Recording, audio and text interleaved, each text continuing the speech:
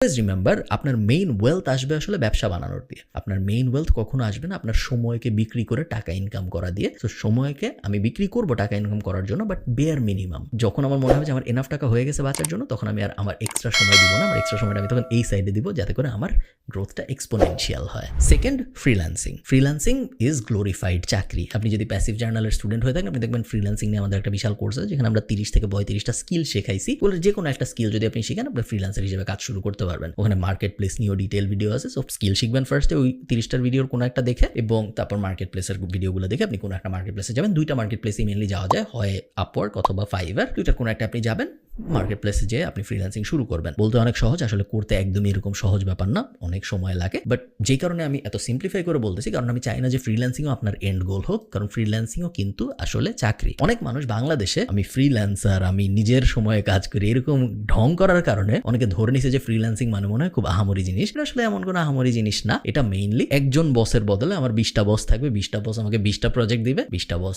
পৃথিবীর বিভিন্ন দেশে আছে, এই কারণে ওরা আমাকে অন্য কারেন্সিতে টাকা দিবে। যেহেতু বাংলাদেশের টাকার মান অনেক কম, অন্যান্য কারেন্সির টাকার মান বেশি, তো ওরা যখন $1 দেয়, আমি তখন 100 টাকা পাই। আমার একটু ভালো লাগে। বাট ফ্রিল্যান্সিংও কিন্তু আপনার টাইমের এক্সচেঞ্জেই আপনি টাকাটা পাচ্ছেন। ফ্রিল্যান্সিং আপনাকে আহামরি ক্রেজি